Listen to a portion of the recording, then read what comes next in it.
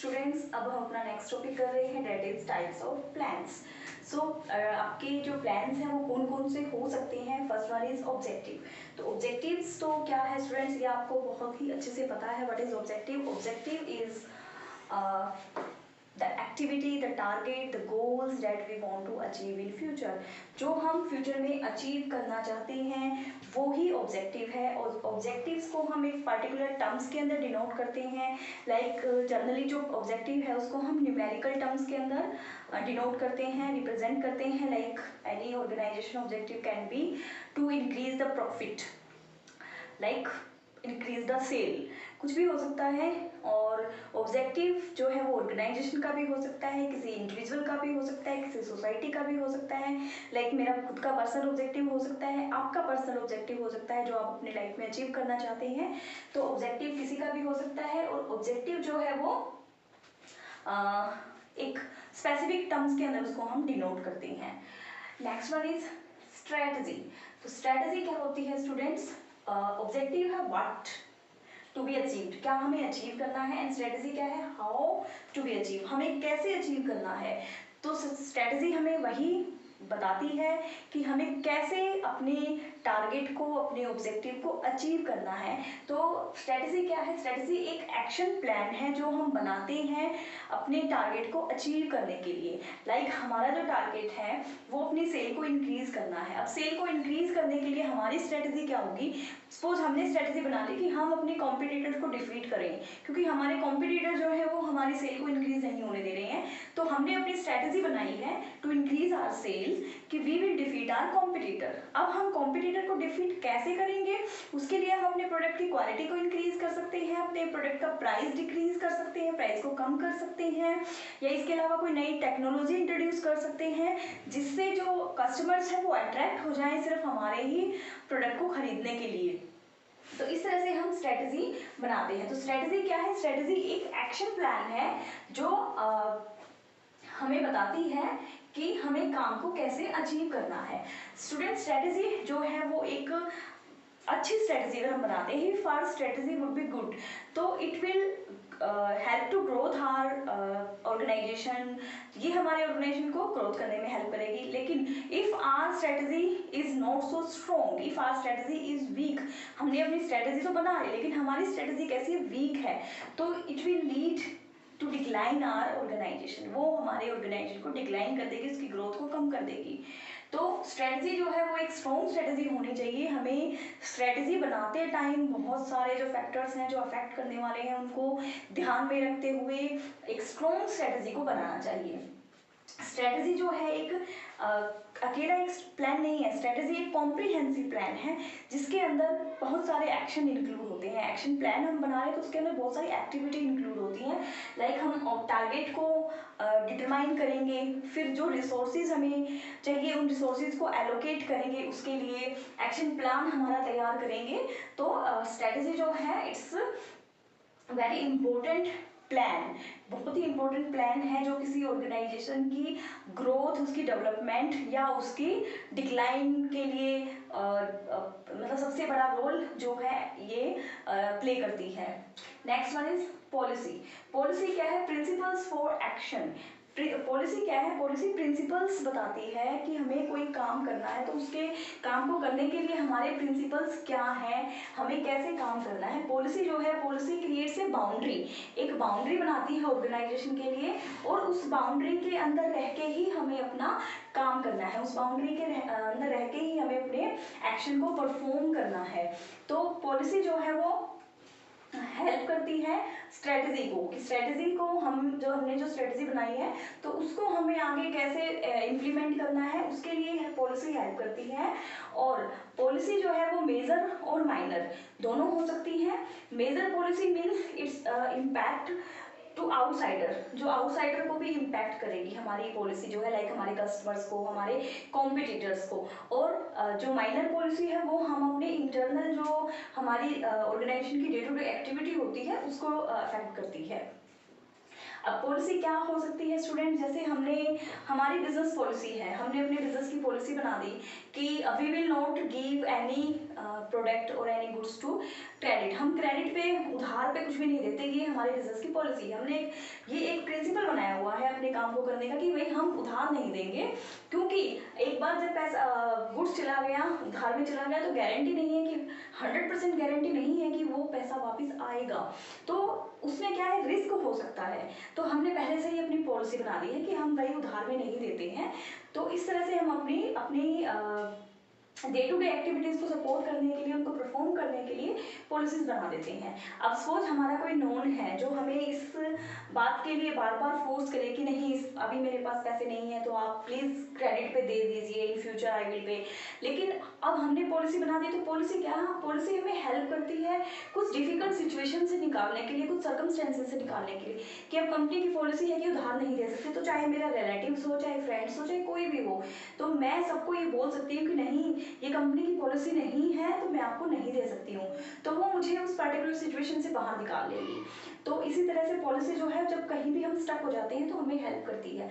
जैसे अब स्कूल की बात ले लेते हैं, स्कूल में कुछ ऐसे स्टूडेंट्स आ जाते हैं जो कहते हैं कि we are not able to pay our fees, हम फीस देने के लिए एबल नहीं है, तो प्लीज़ लीव कंसेशन दे दीजिए। तो उससे बचने का उपाय मैनेजमेंट के पास, मतलब क्या उपाय है उससे बचने का, मैनेजमेंट के पास एक ही उपाय होता है, पॉलिसी। हर चीज़ से बचने का उपाय क्या है, पॉलिसी। की हमने पॉलिसी बना रखी है कि हम फी कंसेशन नहीं देते हैं, अगर आपको पढ़ना है तो पढ़िए, नहीं पढ़ना है तो मत पढ़िए, तो फोर्सफुली उन्हें फीस पे करनी पड़ेगी। तो आप, मुझे लगता है इतने सारे एग्जाम्पल के बाद आपको समझ में आ गया होगा कि what is policy. Next one is procedure. Procedure क्या होता है, procedure is step by step जो हम एक्शन लेते हैं, स्टेप बाय स्टेप हम किसी भी काम को, किसी एक्टिविटी को परफॉर्म करने के लिए जब स्टेप बाय स्टेप कोई भी एक्शन करते हैं, या एक ऑर्डर, एक सीक्वेंस के अंदर हम काम करते हैं, एक ऑर्डर के अंदर हम जब काम करते हैं, तो that is called our procedure, वो हमारा प्रोसीजर होता है। जैसे अब हमारा फॉर एग्जाम्पल हमारी मैन्युफैक्चरिंग यूनिट है, तो मैन्युफैक्चरिंग यूनिट के अंदर हमारा काम करने का प्रोसीजर क्या है, सबसे पहले we have to purchase our raw material, उसके बाद हमें उसको स्टोर करना पड़ेगा, देन उसका प्रोडक्शन करना पड़ेगा, उसको फाइनल गुड्स में कन्वर्ट करना पड़ेगा, देन उसको कहीं वेयर हाउसिंग उसकी करनी पड़ेगी, स्टोर करना पड़ेगा, एडवर्टीजमेंट करनी पड़ेगी, उसकी सेल करनी पड़ेगी, तो उसके बाद ही हमारा जो प्रोसीजर है वो पूरा होगा फॉर सेलिंग ऑफ गुड्स को सेल करने का। तो ये हमारा क्या है, प्रोसीजर है, जिसमें हम स्टेप बाय स्टेप काम करते हैं। लाइक आप घर में कोई चीज़, आप केक बना रहे हो फॉर एग्जांपल, आप सबको बहुत पसंद है, बनाते भी हैं सब घर पे, लॉकडाउन में कोई काम नहीं बचा है हमारे पास, हम सिर्फ खाने पीने की चीज़ों पे ही ध्यान देते हैं, तो हम केक बना रहे हैं। अब केक बनाने के लिए आपका प्रोसीजर क्या रहेगा कि सबसे पहले आप उसका बैटर बनाओगे, फिर आप उसको बेक करोगे, फिर आप उसकी गार्निशिंग करोगे। ये तो नहीं है ना कि पहले आपने बेक कर दिया, फिर गार्निशिंग कर ली और फिर बैटर बना लिया, ये तो नहीं है ना। तो प्रोसीजर क्या है, जो हमें एक ऑर्डर के अंदर, एक सीक्वेंस के अंदर फॉलो करना पड़ता है किसी पर्टिकुलर काम को करने के लिए। Next one is method. Method क्या है, method is the way to do any work, किसी भी काम को करने के लिए जो रास्ता हम अपनाते हैं, जो रास्ता हम अपना रहे हैं, मतलब जो तरीका हम फॉलो कर रहे हैं, दैट इज द वे। और जो मेथड है ये सिर्फ एक ही स्टेप होता है प्रोसीजर का। जो प्रोसीजर मैंने आपको बताया, like purchasing of raw material, production और एवरीथिंग, तो उसमें से एक ही के लिए हम अलग अलग मेथड जो है वो चूज करते हैं। लाइक एडवर्टीजमेंट है, मैं सिर्फ एक स्टेप की बात कर रही हूँ, एडवर्टीजमेंट। एडवर्टीजमेंट के अंदर एडवर्टीजमेंट करने के हमारे पास बहुत सारे मेथड्स हैं, बहुत सारे वेज हैं, तो उन वेज को हम फॉलो करते हैं यहाँ पे। लाइक मैं उनमें से एक वे फॉलो करूँगी कि एडवर्टीजमेंट मैं कैसे करूँ, इलेक्ट्रॉनिक मीडिया यूज़ करूँ, प्रिंट मीडिया यूज़ करूँ, लाइक न्यूज़पेपर में दूँ या टीवी में दूँ, रेडियो पे दूँ या सोशल मीडिया यूज़ करूँ। तो उनमें से मैं एक वे को चूज़ करती हूँ, एक मेथड को चूज़ करती हूँ जो मेरे और मेरे ऑर्गेनाइजेशन के लिए सबसे बेस्ट मेथड होता है, जो मेरे ऑर्गेनाइजेशन को सबसे ज़्यादा सूट करता है, उसी मेथड को मैं चूज़ करूँगी। लाइक ट्रेनिंग है, ट्रेनिंग ऑन द जॉब भी हो सकती है, ऑफ द जॉब भी हो सकती है। तो ट्रेनिंग कैसे दी जाए, हमें अब ट्रेनिंग देनी है किसी भी वर्कर को। सपोज हम अपनी वर्क फोर्स को ट्रेनिंग दे रहे हैं, तो वर्कर जो है उनका काम क्या है, उनका काम है मशीनों के ऊपर प्रोडक्शन करना। तो उनको अगर हम ऑफ द जॉब ट्रेनिंग देते हैं तो वो उनके लिए इतनी बेनिफिशियल नहीं होगी। हमें उनको मशीनों पे एफिशिएंसी इंक्रीज करने के लिए, प्रोडक्शन इंक्रीज करने के लिए ट्रेनिंग देनी है तो उसको हम ऑन द जॉब ट्रेनिंग ही देंगे। और अगर हमें अपने एम्प्लॉयज़ को ट्रेनिंग देनी है, उनकी कम्युनिकेशन स्किल इंप्रूव करनी है या उनकी ओवरऑल पर्सनैलिटी डेवलपमेंट का अगर हम ट्रेन कर रहे हैं तो फिर वो ऑफ द जॉब ट्रेनिंग होगी, क्योंकि उनको हम सीट पे बिठा के तो ट्रेनिंग दे नहीं सकते, वहाँ हमें उनको पर्टिकुलर ट्रेनिंग हॉल जो हमारा है वहाँ ले जाके ट्रेनिंग देनी पड़ेगी। तो ये मेथड है जो हम मेथड हम चूज करते हैं अपने काम को करने के लिए।